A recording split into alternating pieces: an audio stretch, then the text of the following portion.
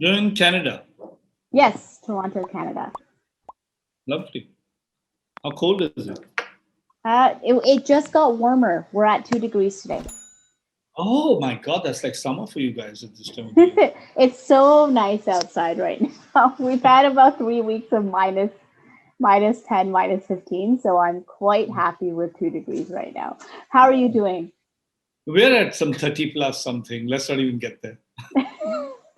Sometimes I look at the weather in Bombay and I'm like, 30 degrees sounds incredible right now. It sounds incredible. Okay. So Is that even possible? Do you have other conditions like that?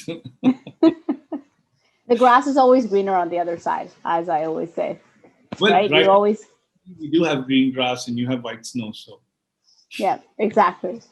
Kunal, thank you so much for joining me. I'm excited to speak to you about the Z5 original film, Lahore thank you. Confidential, on Z5 Global. And obviously, this is not your first film, but it's your first foray into the digital space. Yes. But you've also done some incredible work. And when I think back to some of my favorite films, some of your films come to mind, right? Hum Tum comes to mind right away. Fana, Amir Khan happens to be my favorite actor. It comes to mind right away. Mine too. And I, but at the same time, as a director, given the span of years that you've had as a director, you've obviously evolved. How have you evolved as a director coming to Lahore Confidential, starting from is over 2 decades? Over 2 decades, am I correct?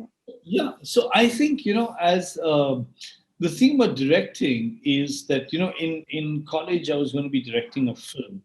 I don't know. We just managed to get hold on a video camera, and we're going to direct a film. And my grandfather told me, he said, "How can you direct a film? What do you know about directing a film?" I said, "Excuse me, what do you know?"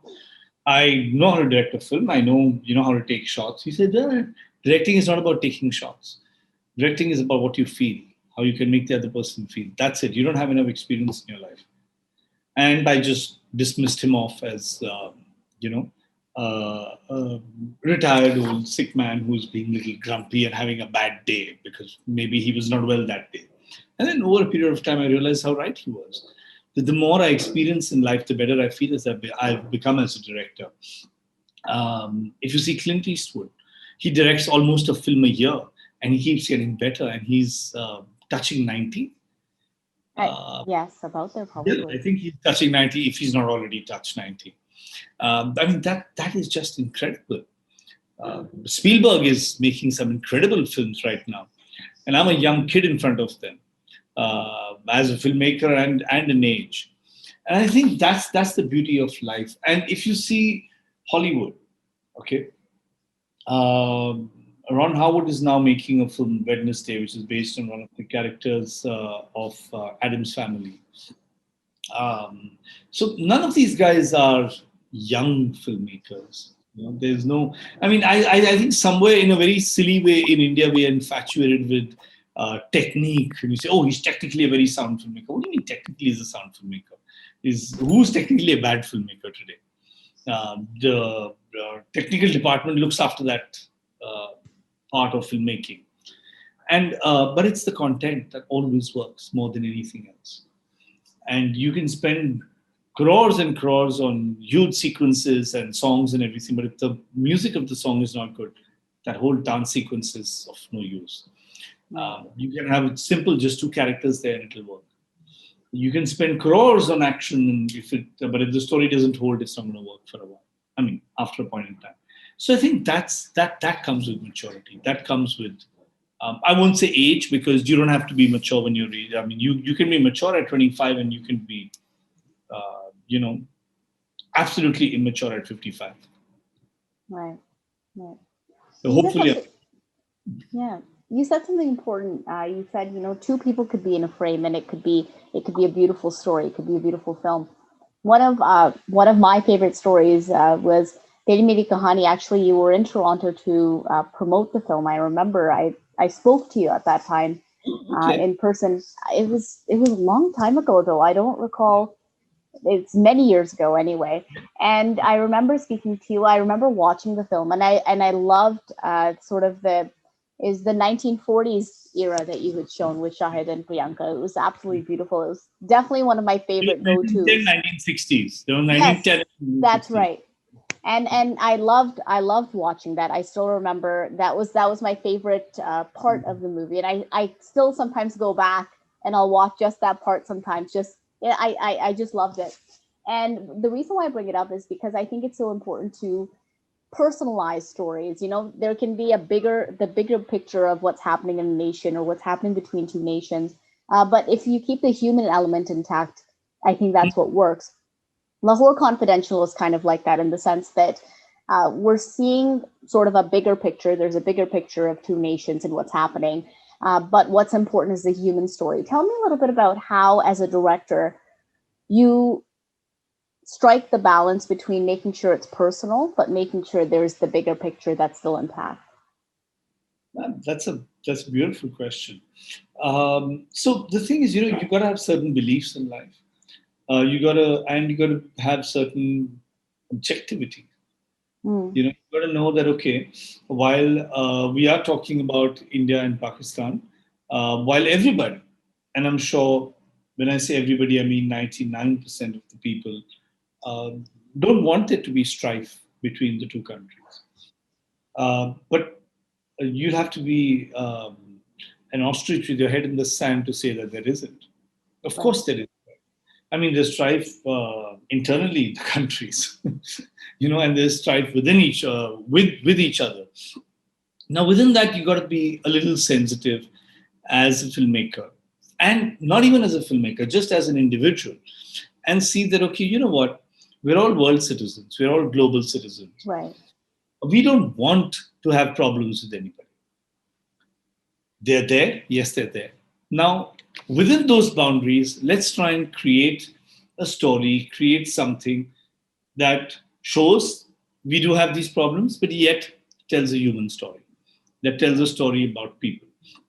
And I think when you do that is when you uh, truly, truly get success, and you Mm, truly, truly touch a chord.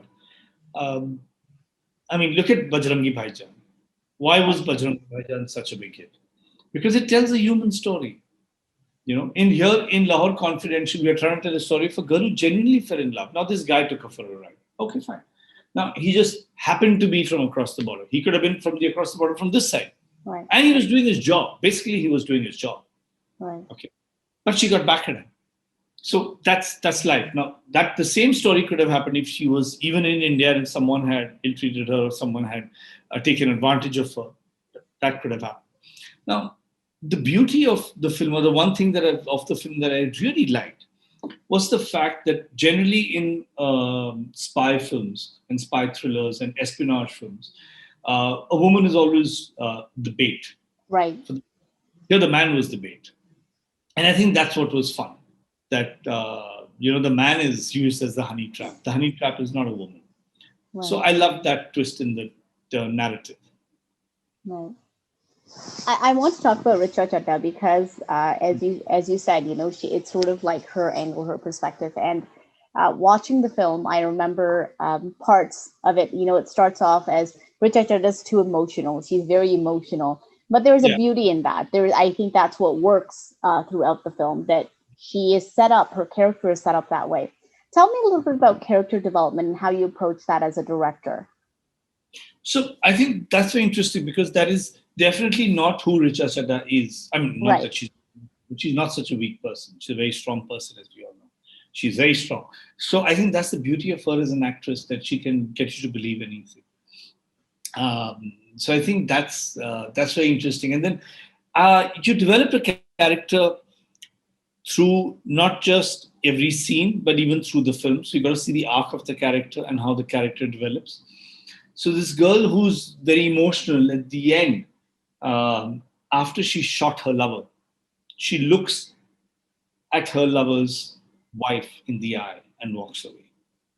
And I thought that was the complete transition of the character, and that was where she had gone from where to where is where Right. that was her journey. That was her journey. So I think that's the character build up. Right. Through the years, you've worked with some huge names. You've worked with some very talented actors. What have you learned through your process in a Lower Confidential, specifically through the actors? Because I think that a good filmmaker takes away from his crew, takes away from his cast. Absolutely. And I think, ah, what I've learned is that, I looked at the character. I mean, certain shots I would look at differently, and then Richa would come and perform completely, I mean, 180 degrees different. And I'd say, hey, do you want to do this? Mm. Because I think you should do that. And she said, no, but if I do it this way, and then I'll go like this. I'm like, nice, interesting. So I just like let go. I just let go and let her do her thing and just guide her in that direction. And I enjoyed that process. And I think that was fun. Because when an actor is so well prepared and an actor is so talented, you got to let them breathe and be free, and just guide them in that direction. Of course, if you have a weaker actor sometime, and you got to like really show them the way. But with because then what you're trying to do is, I mean, it's a thing that I always have in my head. You have a scene and you're trying to get the scene to the level where it's written at. So an average or a below average actor, you have to struggle to come here. Whereas a good actor starts off here and then you keep going higher and higher and higher. So that's how it is. So a good actor starts somewhere here and then you keep going higher. So that's the journey. And as you go higher, you as a director learn that this is the journey that you didn't know. And this is the journey that you and the actor are taking together, and the actor is showing you the way. So you bought the actor till here, with the script and the setup and everything, and the actor is then going here. So this is your growth. This is your learning. That's a great way to put it. That's a great way to put it. Kunal, in terms of, obviously this is your first foray into the digital space. Yeah. What has been your biggest learning lesson? Well, this is my first, and I'm already on to my second. Right. I'm already on to my second, as you must have read some reports. I'm doing something Yes. for Lionsgate, which has just been announced yesterday by Lionsgate International and by Lionsgate Play in India. So I've learned there are different ways of working in digital. There are different ways. There are different expressive freedom that one is given, expressions of freedom that one is given. And I think the most important thing in any creative medium is freedom, democracy. I think that's important everywhere, whether it's filmmaking or it's an interview or it's running a country. In anything, democracy is the way to go. And I think if we follow that in our filmmaking, and whether it's OTT or it's satellite TV or it's television or it's cinema or it's theater, there's nothing bigger and more exciting than democracy. And you got to democratize expression. That's my dog barking. She has freedom of speech.